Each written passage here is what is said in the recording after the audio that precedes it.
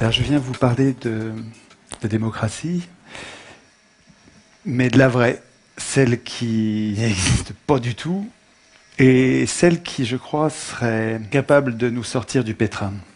Je suis prof à Marseille et en 2005, j'ai commencé à exister. Je me suis réveillé politiquement à l'occasion d'un débat public en France, où on nous consultait sur une prétendue constitution et en la lisant, je me suis mis en colère, j'ai trouvé que c'était dangereux. J'ai écrit un texte d'une dizaine de pages, plus de 10 pages de notes, et je l'ai publié sur mon site. J'ai envoyé ça à mes contacts, 3 fois rien, une bouteille à la mer. Et puis, il s'est passé quelque chose qui a transformé ma vie. Les gens s'en sont emparés, ça correspondait à quelque chose qui leur manquait. Et je passais des nuits, pendant des mois, j'ai passé des nuits à essayer de répondre à ces gens-là, surtout d'ailleurs ceux qui ne m'aimaient pas, en essayant de leur prouver qu'ils avaient tort, qu'ils se trompaient. Et progressivement, donc là, il y a les journaux qui s'en sont emparés, les télés, les radios, tous ces gens-là sont passés à la maison. Le compteur du site se transformait en ventilateur, il y avait 40 000 visites par jour, 12 000 mails en 2 mois.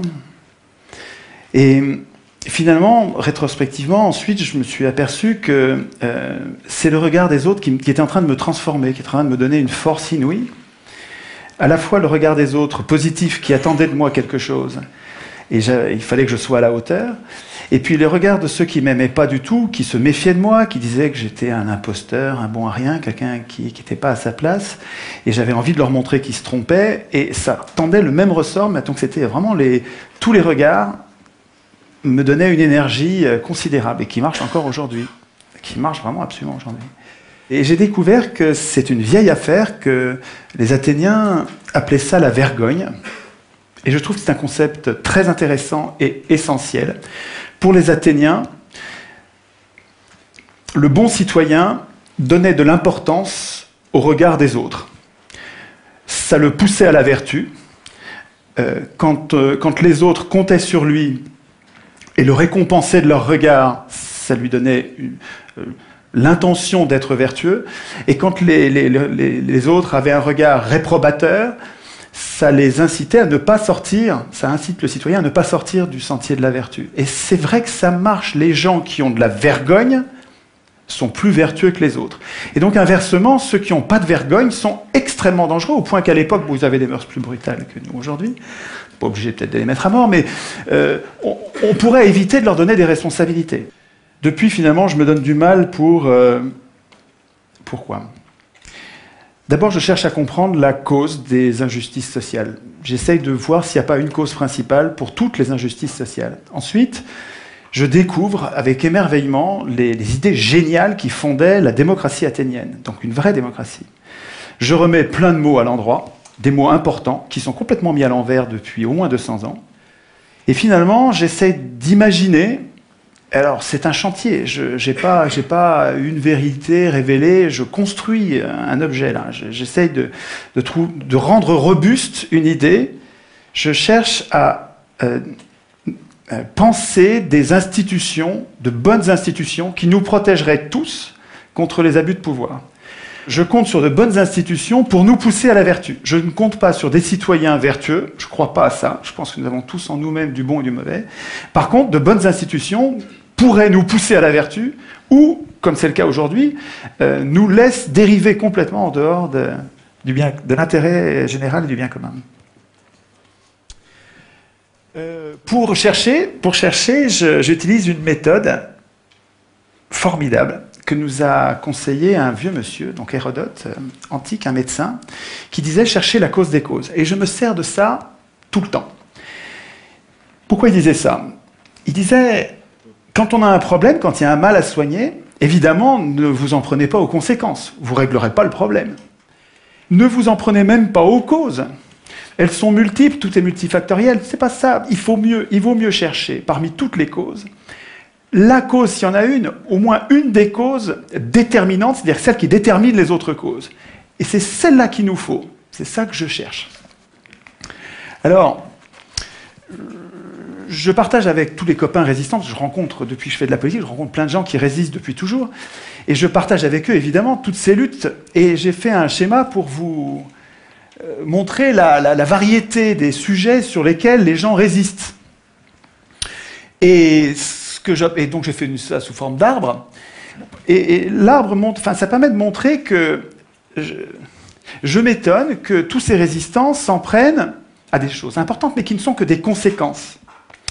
Et je trouve que personne n'essaye de comprendre la cause de tout ça. Et il me semble que j'ai trouvé, alors je me trompe peut-être, mais j'ai l'impression d'avoir trouvé une cause commune à toutes ces impuissances et à toutes ces injustices. Donc je pars des conséquences, des injustices sociales, j'essaye de comprendre d'où elles viennent. Il me semble qu'elles viennent de l'absence de contrôle des pouvoirs qui produisent une impuissance populaire, et je pense que s'il y a des injustices sociales, c'est parce que les gens bien, les gens normaux, n'ont pas le pouvoir de résister.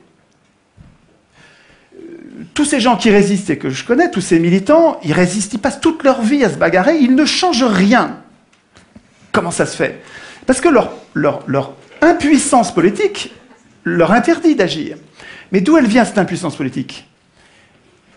Pour ce que j'en analyse, je pense que cette impuissance politique vient de la Constitution, du texte qui fait que les élus ne sont pas révocables, ils n'ont pas de compte à rendre, on ne peut pas choisir nos candidats, on n'a pas de référendum d'initiative populaire. De notre initiative, nous ne pouvons décider de rien.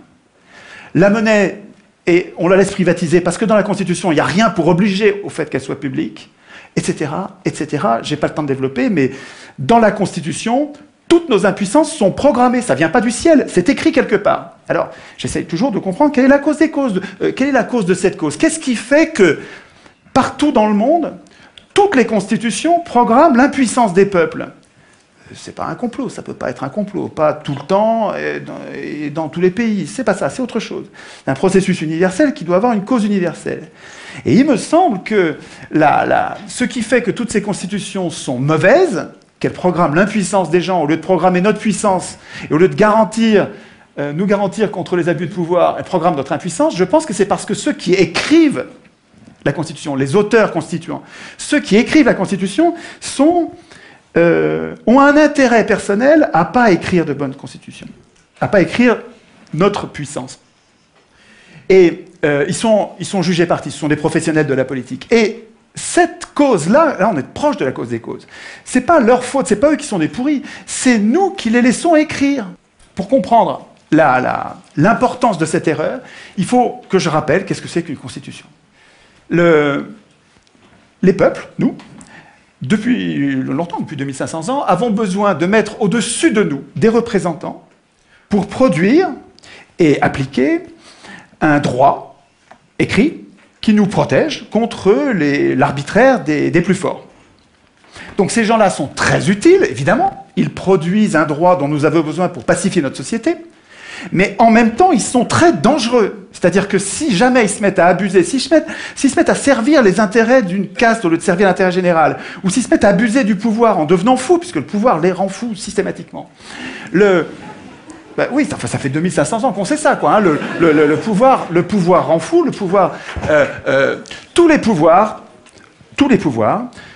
ont une tendance à abuser. Toujours. Montesquieu. C'est comme une loi physique implacable. Et il y a une idée géniale pour nous protéger de ça, c'est la Constitution. Alors la Constitution, qu'est-ce que c'est? C'est un texte qui est au-dessus des pouvoirs et qui ne sert pas du tout à organiser les pouvoirs. Les pouvoirs n'ont pas besoin de nous pour s'organiser, pas du tout. La Constitution, tous les citoyens devraient savoir ça.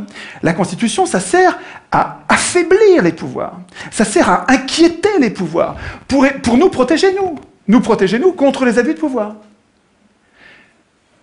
Mais attendez, si les représentants doivent craindre la Constitution, il ne faut pas qu'ils l'écrivent eux-mêmes. Sinon, s'ils l'écrivent eux-mêmes, ils vont programmer leur puissance et notre impuissance. Enfin, un enfant comprend ça. Donc l'idée centrale, mais vraiment c'est une idée essentielle, c'est que c'est pas aux hommes au pouvoir d'écrire les règles du pouvoir, et c'est pas à eux, il faut pas attendre que ce soit eux qui renoncent à écrire le pouvoir, il renoncera jamais, la solution elle viendra pas d'eux, elle viendra de nous, c'est à nous de leur interdire d'écrire la Constitution. Ça, c'est vraiment l'idée, à mon avis, l'idée essentielle qui nous manque. Alors, dans la bagarre qui va opposer les gens normaux à ceux qui exercent le pouvoir en ce moment, il y a... Ah oui, c'est bien ça le temps qui passe là. Oui. Il y a une inversion des mots. D'abord, je ne suis pas un citoyen. Un citoyen, c'est autonome. Ça vote, il vote lui-même ses lois. Moi, je suis un simple électeur. C'est-à-dire, je suis hétéronome. Je subis la loi écrite par quelqu'un d'autre.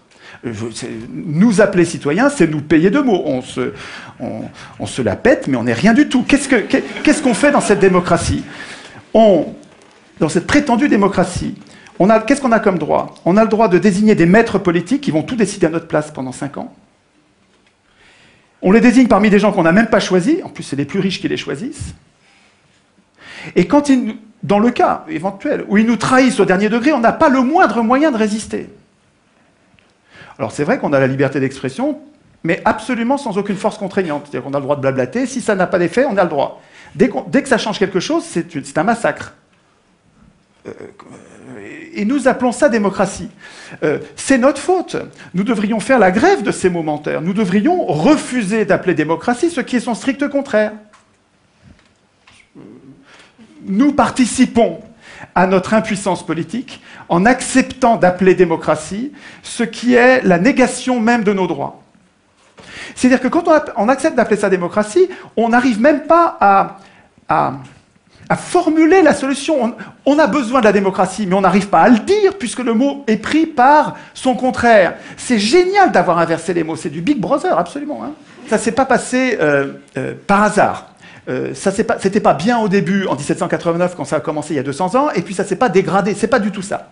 Sieyès, un grand penseur de la Révolution française, une pointure, hein, je ne vous parle pas d'un second couteau, écrivait en 1789 « Les citoyens, ouvrez les guillemets, hein, c'est Sieyès qui parle, les citoyens qui se donnent à eux-mêmes des représentants ne peuvent pas écrire le droit, ne peuvent pas du tout, doivent renoncer à faire eux-mêmes les lois.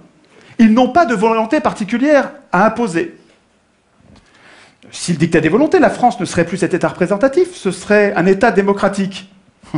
Le peuple, c'est toujours du Sieyès, hein, le peuple, je le répète, dans un pays qui n'est pas une démocratie, et la France ne saurait l'être, le peuple ne peut parler, et ne peut agir que par ses représentants. Attends, ce gars-là n'était pas un démocrate. Et il savait très bien ce que c'était la démocratie. Vous allez le voir dans un instant. Tout le monde savait, avant 1789, tout le monde savait, Montesquieu, Aristote, ils savaient tous que l'élection est aristocratique, donc oligarchique.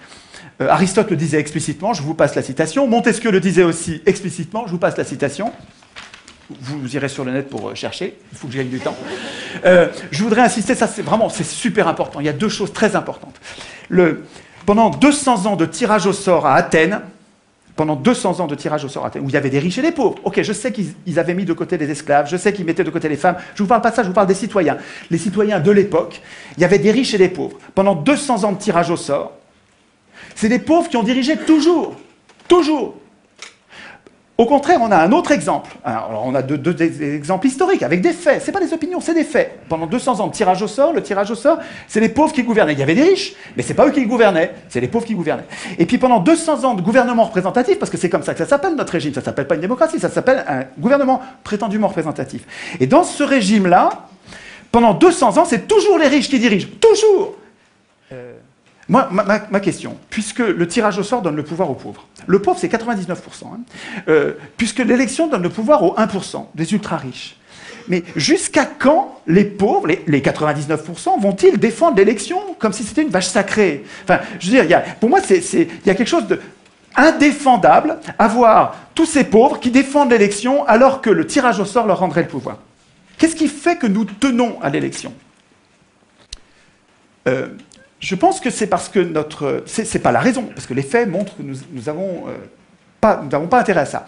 Mais par contre, c'est les mythes. L'école dite républicaine nous apprend que depuis qu'on est tout petit, que élection égale démocratie, démocratie égale élection. Alors, depuis que tout petit, on le croit. Et donc, il y a une période de désintoxication de ces mensonges de pouvoir. Il faut arriver à remettre les mots à l'endroit. Nous ne sommes pas en démocratie, et ce dont nous aurions besoin, c'est une démocratie avec du tirage au sort qui nous libérerait de ceux qui veulent le pouvoir. pour changer les choses, il me semble que nous ne pouvons pas compter, il ne faut pas compter sur ceux qui ont le pouvoir en ce moment. La solution ne viendra pas d'eux. La solution, elle viendra des gens normaux, des gens simples, des gens qui ne veulent pas de pouvoir. Et là, il faut que vous connaissiez cette pensée d'Alain, qui est un penseur formidable, à connaître absolument, qui disait « Le trait le plus visible de l'homme juste est de ne point vouloir du tout gouverner les autres, et de se gouverner seulement lui-même. Cela décide tout. Autant dire que les pires gouverneront. Si les gens bons ne veulent pas gouverner, et qu'on donne le pouvoir, comme dans le gouvernement représentatif, à ceux qui le veulent, les pires gouverneront. Ce piège, qui est désespérant d'Alain, Alain, il a raison quand il dit ça, il a raison dans le gouvernement représentatif. Parce que tant qu'on donne le pouvoir à ceux qui le veulent, tous les gens qui sont justes, qui sont bons, qui ne veulent pas du pouvoir, on ne les aura pas. Alors que on peut sortir de ce piège de cette tenaille, je pense, avec une vraie démocratie.